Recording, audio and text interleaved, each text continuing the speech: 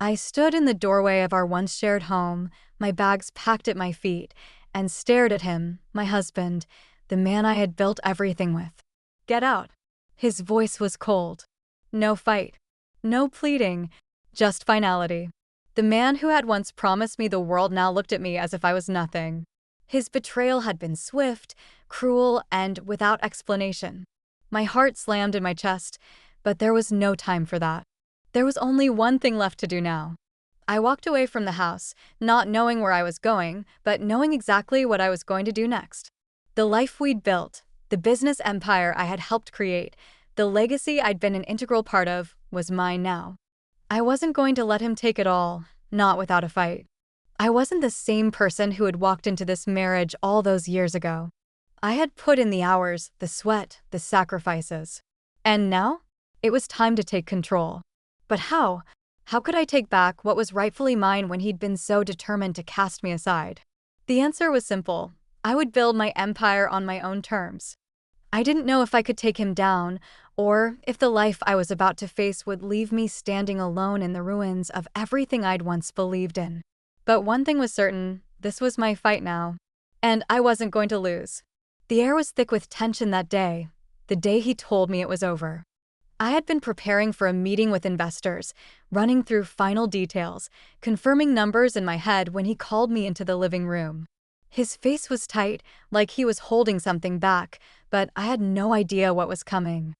"I don't want to do this anymore," he said, not looking at me. I stared at him, blinking. My brain struggled to process what he had just said. What? After everything we'd built together? After 20 years of partnership, both in business and in life? What do you mean? I asked, trying to keep my voice steady, though my heart was already racing. He looked up at me, his eyes colder than I had ever seen. "It's over. I'm done. I've been done for a while." His words cut through the air, each one slicing deeper than the last. I couldn't understand it. I had been so wrapped up in the growth of the business, in our dreams for the future, that I didn't see this coming. I had always been there, the woman behind the man, supporting him in every decision, every challenge, every triumph. When we first started our business, it was small, just a few ideas we tossed around while we sat at the kitchen table late at night. But together, we built it into a global empire. His name was on the marquee, but we both knew who the real strategist was. I was the one who managed the day-to-day, the one who kept everything moving behind the scenes, and he was the face of it all. I could feel the bitter taste of betrayal in my mouth as he explained, unemotionally, that he had met someone else and wanted a fresh start. My world shattered. Was all those years of dedication, loyalty, and sacrifice worth so little? How had I missed the signs? Was I really that blind?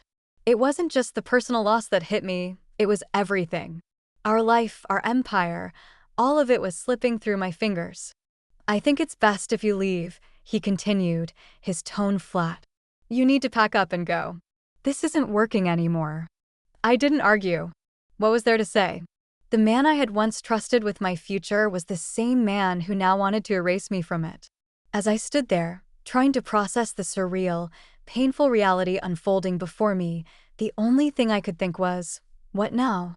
I didn't have time to dwell on the shock. There were decisions to be made quick, important ones. I had no idea how I was going to navigate the end of this marriage, let alone how to manage the life we had built together. My name had never been on the business paperwork.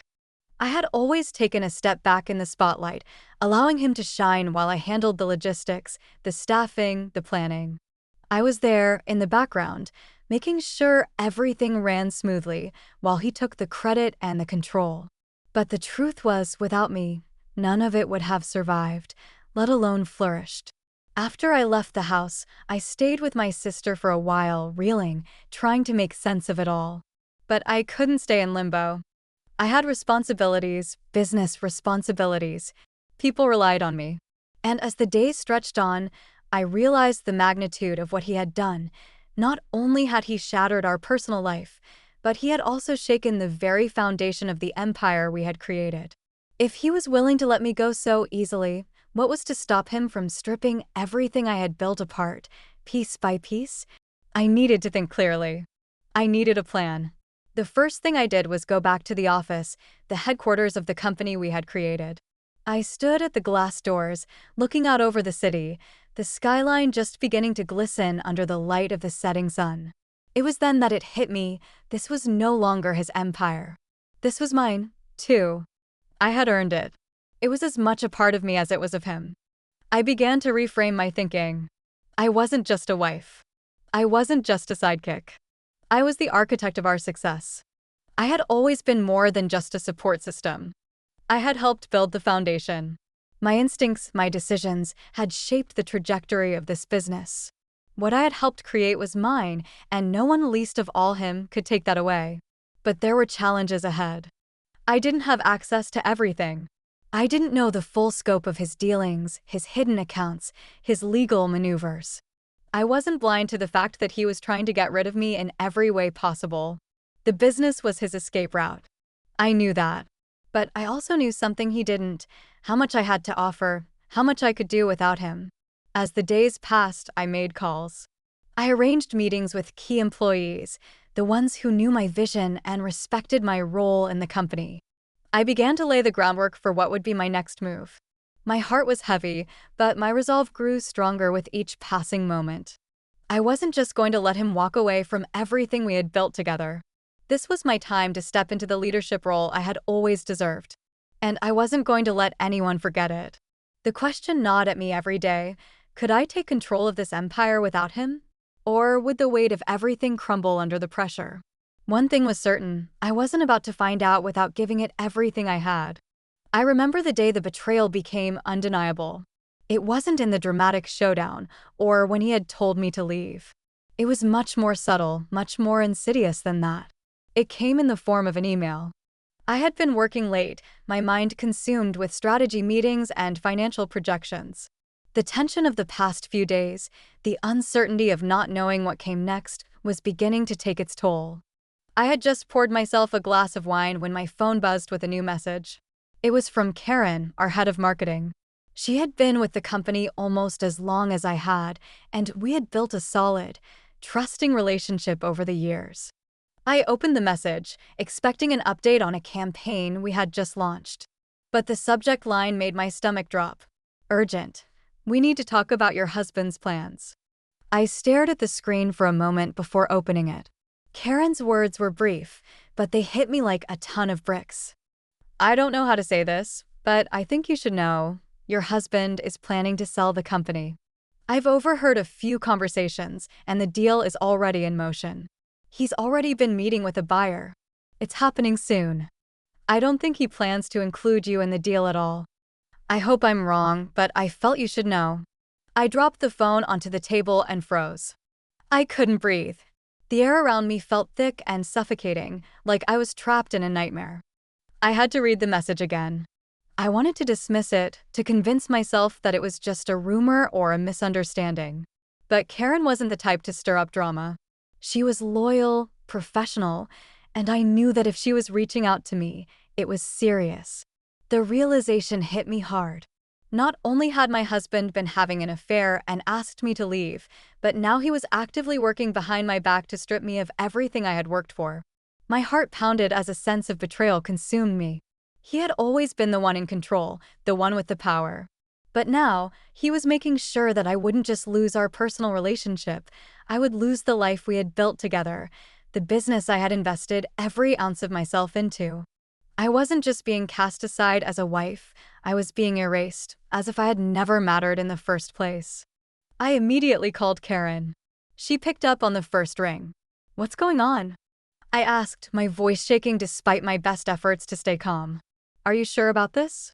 Yeah, I'm sure, she said, her voice filled with regret. I overheard him talking with his lawyer. They've been discussing terms for a sale for the past few weeks. He even mentioned something about getting rid of unnecessary liabilities. I don't know how else to say it, but it doesn't sound good. I felt the floor shift beneath me.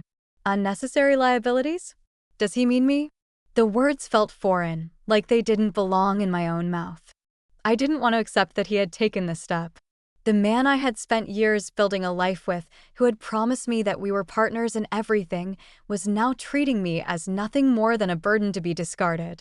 "I'm so sorry," Karen said, her voice soft but steady. "I didn't want to be the one to tell you, but you need to know what's going on. This isn't just about you and him. He's making decisions that affect everything, and he's doing it without any thought of you. I think he's planning to go through with it whether you like it or not." I stood there in stunned silence for a long moment, the weight of her words sinking in. This was it. This was the final blow. I had been betrayed, not only emotionally but professionally as well. The company wasn't just his anymore. It was mine too. I had built it. I had been there every step of the way, in the trenches with him, working long hours, making critical decisions. But none of that mattered to him now. He had already decided I was expendable, as though the years we spent building this empire were worth nothing. I thanked Karen for telling me, though I felt like I was drowning in a sea of emotions. Anger, disbelief, hurt. My mind was spinning, and I knew I had to act fast. I couldn't let him take everything from me. I wouldn't let him. I spent the next few hours in a daze. The shock was still settling in, but I had to pull myself together. I had to think. I grabbed my laptop and logged into the company portal, accessing the files I knew I would need. It was time to take control of the situation, but I wasn't sure how. I couldn't go to him. He had already made it clear he had no intention of sharing anything with me. But I knew the people who could help me, the people who respected me and my role in the company. I reached out to a few key employees and told them to meet me the next day. It was time to take back what was mine. I had spent years being sidelined, letting him have all the glory, taking all the heat when things went wrong while he stood there taking all the credit. But this time, it was different. This time, I wasn't just going to stand by and watch him dismantle everything we had built. As the night stretched on, I sat there, my mind racing with possibilities. How could I outsmart him? How could I take control of what was rightfully mine? The pieces were beginning to fall into place, and though I wasn't sure exactly how it would all work out, one thing was clear. I was done being the second choice. I wasn't just going to stand aside while he tried to erase me from the picture. The betrayal was painful, but it would be his undoing. The days following my conversation with Karen were a blur of strategy, sleepless nights, and a constant whirlpool of emotions that I couldn't shake. I had always been the silent partner, the one who supported behind the scenes, the one who kept the business running smoothly while he basked in the glory. But I was done with that. My role had been dismissed, both in our personal life and in the company, and now it was time to take matters into my own hands. I spent hours on the phone with my most trusted contacts in the company, gathering information. I needed to understand the full scope of what was happening. What deals had he been working on? How far had this sale progressed? Was there any way I could still stop it? Each call was a tiny thread in the fabric of my plan, and the more I pieced together, the clearer the picture became. He was pushing the company to its breaking point. There were whispers in the office, things that made my blood boil. The employees who had always respected me were suddenly walking on eggshells, afraid to speak up, afraid to take sides. I could feel the tension in the air when I walked into the building, the uncomfortable silence that followed my presence.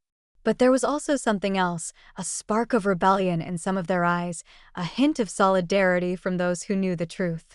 They didn't want to lose their jobs, but they knew how important my role had been to the company's success. The hardest part wasn't even the strategy, it was coming to terms with the betrayal itself. I had always been the one who believed in the good in people, who believed that loyalty and trust were the foundation of any partnership. But here I was, left in the dust, betrayed by the person I had trusted most. He wasn't just my husband. He was my partner in every sense of the word. We had made vows to each other, promises we had both spoken, and now he was erasing me from our shared dream. At first, I had tried to reason with myself. Maybe there was a misunderstanding. Maybe Karen had misheard something. But deep down, I knew it was true. I had seen the signs. I had seen the way he shut me out of meetings, the way he kept things from me, the way he talked about his company as if I had never played a part in it. His meetings with the lawyer, the late-night phone calls, the secretive behavior, it was all starting to add up. I wasn't just being replaced in our marriage, I was being discarded in the business too. And that's when the anger began to rise.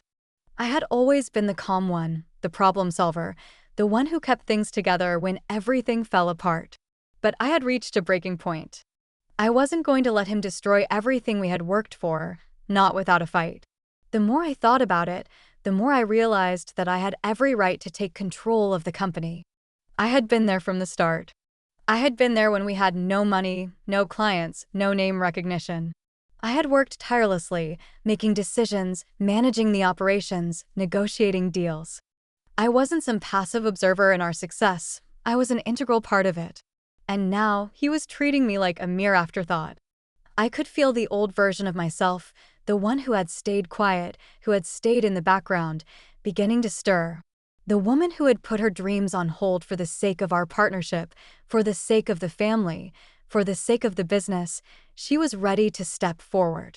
But how? How would I confront him, not just about our broken marriage, but about the business that was slipping through my fingers?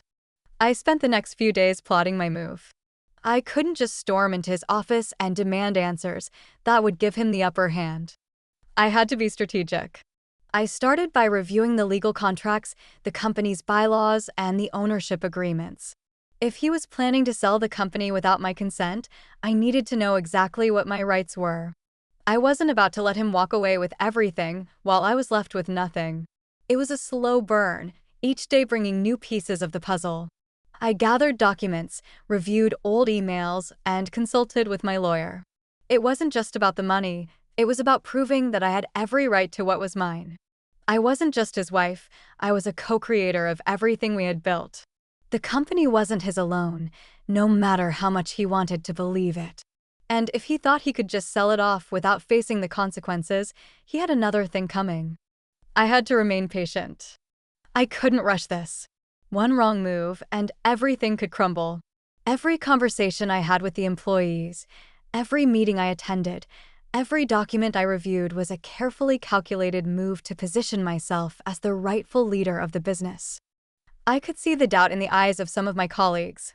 They had seen how he had changed, how he had distanced himself from the company, how he had become so consumed with his own personal life that the business was just another asset to sell off. But they were waiting for someone to take charge. They needed a leader, and I was the one who could provide that. I was walking a fine line. I had to be careful not to reveal too much too soon. If he caught wind of what I was planning, he would make sure I was out for good. But at the same time, I had to start making my presence known. The board meetings, the calls with investors, the internal emails. I made sure that I was involved in every decision, every conversation. Slowly, I began to assert myself more and more. I pushed for changes. I challenged outdated strategies. I began to make my voice heard, not as his wife, but as the woman who had always been behind the scenes, making the company run. But it wasn't easy. Every day, I battled with the nagging doubts in my head. What if I was wrong? What if he had already sold the company? What if it was too late?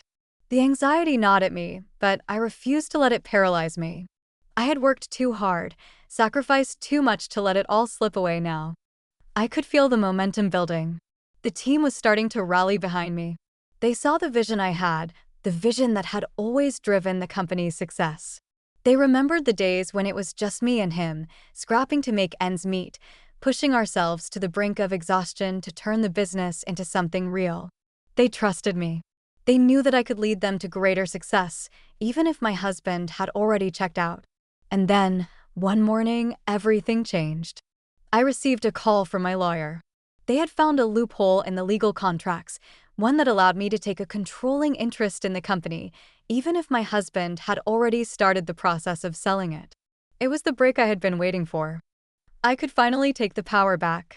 But as the weight of that realization settled over me, I knew the confrontation was inevitable. My husband wouldn't go down without a fight.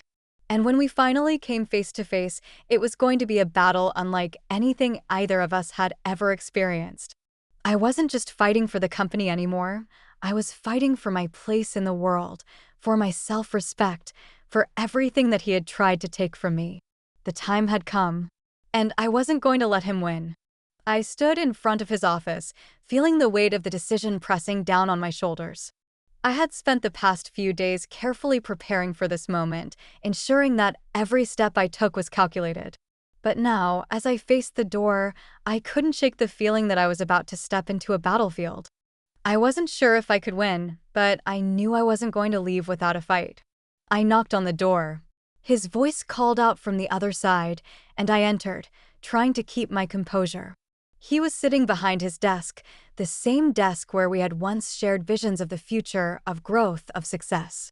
Now it just felt like a cold, impersonal space, a symbol of everything he had taken from me. He barely looked up when I entered. His eyes were focused on the laptop screen, and the distance between us felt more like miles than the few feet that separated us. "Can we talk?" I asked, my voice steady but laced with an edge I couldn't hide. He glanced up, his expression flickering between annoyance and indifference. "I'm busy, but sure, what is it?" I didn't waste time. I placed the folder on his desk, the one I had spent hours compiling, the one that held the evidence I needed. The paperwork I had gathered from our company's legal department, the contracts, the emails, the documents that proved everything Karen had told me was true. He wasn't just trying to sell the company without me. He had already started the process. He had gone so far as to negotiate the sale with another buyer, without my knowledge or consent. I opened the folder, placing the documents in front of him with deliberate precision.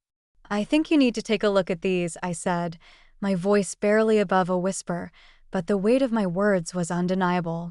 He picked up the first page, scanning it quickly before looking back up at me. "What's this?" His voice was flat, disinterested. "The beginning of your downfall," I replied, my words cutting through the silence like a knife. "I've been gathering information over the last few days, and I know what you've been doing.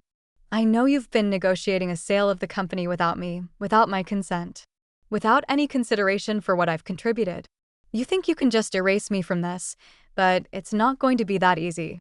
He set the papers down with a sigh, leaning back in his chair. His eyes narrowed, his expression shifting into something more defensive. "What do you want, exactly?"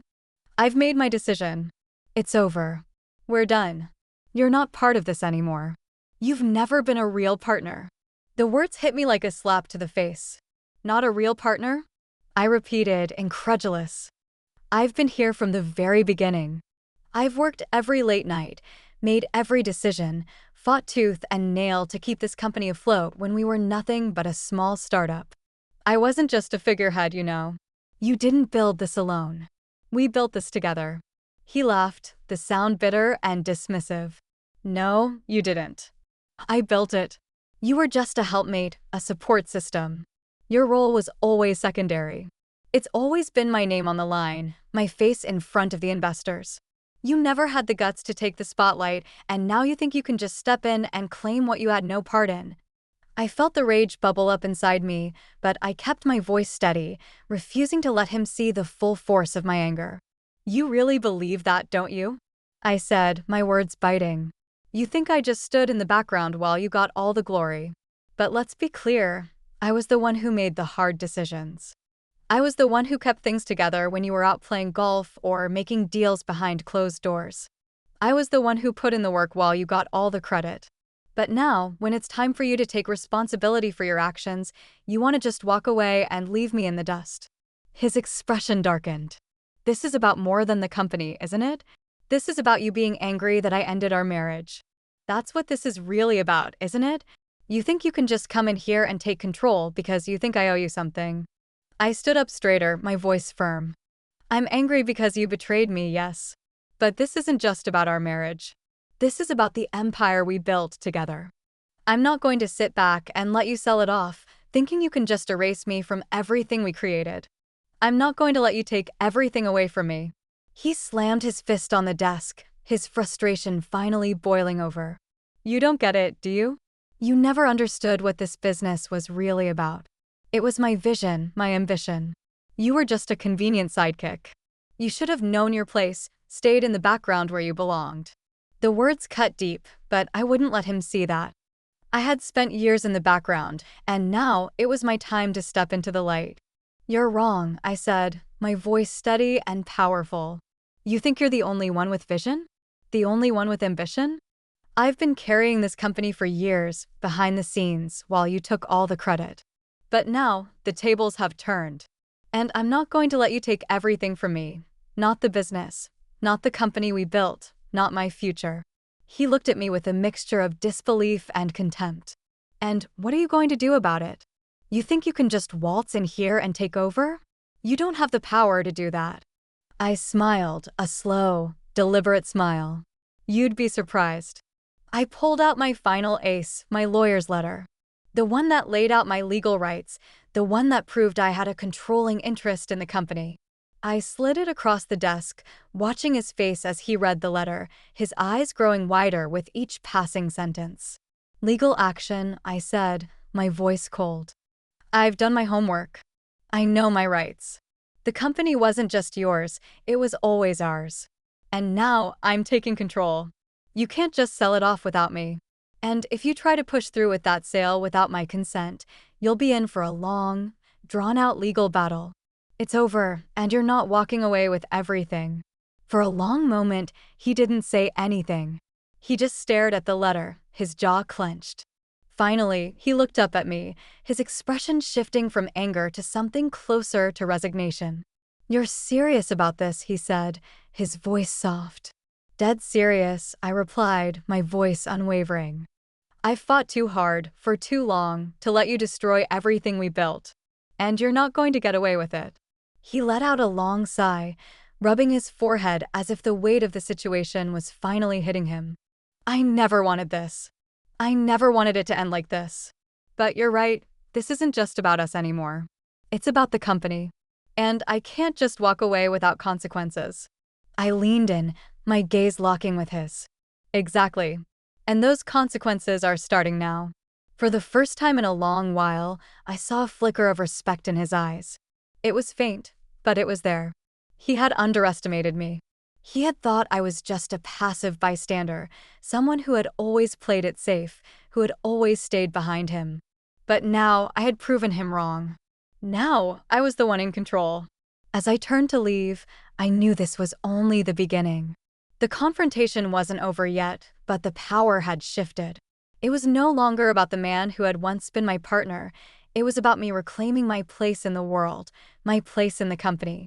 And I wasn't going to stop until it was mine.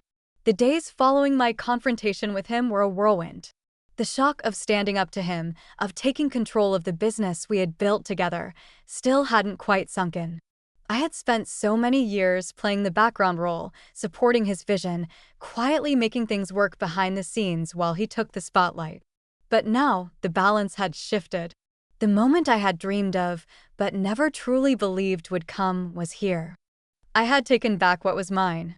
The first few hours after leaving his office were the hardest. My mind was racing, filled with the weight of what had just happened. I had exposed myself, not just to him, but to everyone in the company. There was no going back now. I knew the fallout would come, but I wasn't ready for the emotional cost. The sense of betrayal still lingered, raw and sharp. Every word he had said to me, every cutting remark, every time he had belittled my role, echoed in my mind. But those words no longer held power over me. I was no longer the woman who had been sidelined. I was no longer the partner who had been cast aside. I was taking my place, reclaiming the life I had worked so hard to build. And I was doing it without him. The calls came in, some from well-meaning colleagues, others from employees who had been caught in the middle of the growing tension. They wanted to know what was going to happen next. The fear in their voices was palpable. The uncertainty of the situation was heavy, and I could feel the weight of their concerns pressing down on me. I wasn't just fighting for myself anymore. I was fighting for all of them, the people who had supported me, who had believed in me when he hadn't. I spent the next few days meeting with key members of the board, the investors, and the senior staff. Each conversation was a delicate dance, a balancing act between establishing my authority and calming their fears. They were skeptical, some of them outright hostile, unsure of my ability to lead. But with each meeting, I grew more confident. I had been a part of every decision, every strategy. The company was built on my ideas as much as it was on his. I knew the business inside and out, and now I was ready to prove it. But there was also a part of me that couldn't quite shake the anger that simmered beneath the surface. How could he do this to me? How could he look at everything we had built together and just walk away, as if it meant nothing? The anger I felt wasn't just about the company, it was about the years of my life I had spent in his shadow, the sacrifices I had made, the things I had given up for the sake of our marriage and our business. I had let myself be pushed aside for so long, thinking I was supporting him. But now, as I stood at the helm, I realized how much I had lost in the process. The first meeting with the board was brutal. They were suspicious of my sudden rise to power, questioning my ability to lead without him. The tension in the room was thick, the silence hanging heavy between us as they waited for me to prove myself. But I didn't flinch. I didn't back down. I presented my vision, my plans for growth, for restructuring, for innovation. I spoke with authority, and slowly, one by one, I saw the resistance begin to fade. They had doubts, but they also knew something. I wasn't going anywhere. And I wasn't going to let them crumble under the weight of my husband's departure. By the end of the meeting, I had secured my position. The board, though reluctant, agreed to move forward with my leadership. But even as I walked out of that room, a sense of unease lingered. The damage had been done, and the road ahead would be anything but easy. I could already feel the whispers starting, the rumors, the gossip, the undercurrent of doubt that always follows a power shift. But I didn't care anymore. I had made my choice. I was done living in the shadows. I was done being the quiet support. The time for playing it safe was over. I started making changes immediately, small ones at first, just to test the waters. I reorganized teams, streamlined operations, and began to implement some of the ideas that had always been mine. The changes were subtle, but they were enough to send a message. This company wasn't going to fall apart because of one man's decisions. It was stronger than that. And I was going to make sure everyone knew it. As the days turned into weeks, the fallout started to take shape. My husband didn't make any direct moves, at least. Not yet, but I could feel his presence looming over everything. He had spent years building his reputation as the face of the company, and now that face was gone. People were starting to question the future of the business, unsure of where they stood with me at the helm. But I was ready for it. I had prepared myself for the whispers, for the doubters, for the people who would try to tear me down. The real test came when I met with the investors. They had always been loyal to him, the man who had built the company from nothing. They respected his vision, his drive, his leadership. And now that he was gone, they weren't sure where they stood. They wanted answers, and they wanted them fast. I sat across from them, calm and composed, as they grilled me with questions. They wanted to know if I had what it took to lead the company forward. They wanted assurances that their investments wouldn't be wasted. I could see the skepticism in their eyes, the doubt creeping in. But I didn't back down. I stood my ground, answering each question with confidence, making it clear that I was the one they needed to rely on now. By the time the meeting ended, I had secured their backing. They were still cautious, still uncertain, but they saw my strength, my resolve. And in that moment, I knew something I hadn't known before. I was capable. I was more than just a sidekick in my own life. I had the skills, the vision, the drive to take this company further than it had ever gone before. The fallout was far from over. There would be more challenges ahead, more hurdles to clear. But as I walked out of that boardroom, I felt a sense of power surge through me. For the first time in a long time, I felt like I was in control. This was my empire now. And no one, not even him, could take it away from me. As I sat in my office that evening, reflecting on everything that had happened, I realized that the true victory wasn't just about taking over the business, it was about taking back my life. I had been forced to confront my own self-doubt, my own insecurities, and I had come out on the other side stronger. I had finally learned that I didn't need him to succeed. I never had. I wasn't just surviving anymore. I was thriving. And that was the most powerful thing of all. The weeks that followed were a whirlwind. Every day brought new challenges, new victories, and new tests of my resolve. As I settled into my role as the leader of the company, I found myself growing more confident, more certain in my decisions. The weight of my responsibilities was no longer a burden. It had become a driving force that pushed me to achieve things I had once thought impossible. The fallout from my husband's departure was still there, lingering in the corners of every boardroom, in the hushed conversations of the employees. But slowly, the doubts began to fade. People were starting to trust me. They saw that I wasn't just taking over because I was entitled to it. I was taking over because I had the skills, the vision, and the ability to lead. The changes I had made in the company, the new strategies I had implemented, were beginning to pay off. The business was thriving once again, not just because of me, but because I had surrounded myself with people who believed in the future I was building. The hardest part wasn't the business itself, it was learning to live without him. After everything we had been through together, the years of marriage, of partnership, of shared dreams, I still had moments when I missed him. There were still nights when I found myself staring at the empty space beside me in bed, wondering if I had made the right choice. The pain of betrayal never fully goes away. But with each passing day, I realized that the life I was building was stronger, more fulfilling, and more true to who I was than anything I had with him. One morning, a few months after I had taken over, I stood in front of the company's new headquarters, a building that now bore my name as much as his, and looked out over the city. The skyline, once a symbol of everything we had built together, now felt like my own personal triumph. I had fought for this. I had fought for my place in the world, for my future. And I had won. As I walked into the office, I was met by my team. The energy in the room was different now, electric, alive with the possibilities that had once seemed out of reach. The employees who had doubted me were no longer hesitant. They had seen what I was capable of, and now they were all in. They knew that I wasn't just some figurehead. I was the real deal. And I wasn't going anywhere. We sat down for a meeting to discuss the next phase of growth. My vision had expanded beyond the company's current scope. We were going global, pushing boundaries, expanding into new markets. And as I spoke to my team, laying out the plans for the future, I realized something profound. I was no longer looking over my shoulder, wondering if I was good enough. I was no longer seeking validation from anyone. I had found my voice, my power, and it was more than enough. In the months that followed, the company flourished. We launched new products, secured new partnerships, and expanded our reach in ways I had never thought possible. The name that once belonged to him now belonged to me, in every sense of the word. I wasn't just a part of the business anymore, I was the driving force behind its success. But more than that, I had reclaimed my life. I had reclaimed my worth, my identity, and my future. I was no longer defined by the man I had once called my partner.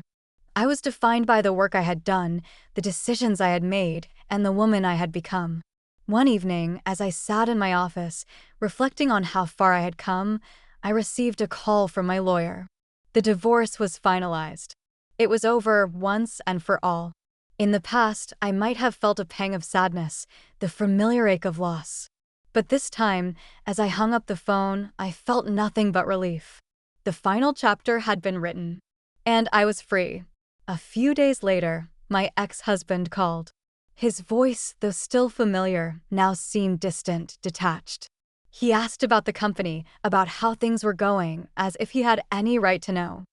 I could hear the quiet desperation in his voice, the realization that he had made a mistake, that he had underestimated me. But I wasn't interested in his regrets. The time for that had long passed. "Everything is going great," I said, my voice calm but firm. "The company is thriving. And I'm doing just fine." There was a long pause on the other end of the line. I knew he was processing what I had just said. The tables had turned. I had taken control of my life, my future, and my destiny. And there was no going back. "I see," he said, his tone shifting, perhaps to one of grudging respect. "I always knew you were capable. I just didn't see it." I let out a soft laugh. "Maybe you just weren't paying attention." There was another pause, but this time, it wasn't filled with tension. It was filled with something else, a quiet acknowledgement of what had been lost and what had been gained. And then, in a tone that was almost soft, he said, "I'm glad you're doing well." "Thanks," I said, before adding, "Take care." And with that, I hung up the phone. For the first time in years, I felt completely at peace. The The past was behind me, the present was full of promise, and the future was mine to shape. I walked out of my office that evening, the city lights sparkling in the distance, and I knew that I had finally found the freedom I had been searching for. I had taken control of my life, and nothing, no one, could take that away from me. Sometimes, when you stop waiting to be seen, when you stop waiting for permission, that's when they finally notice. And when they do, it's too late. You've already built your own empire.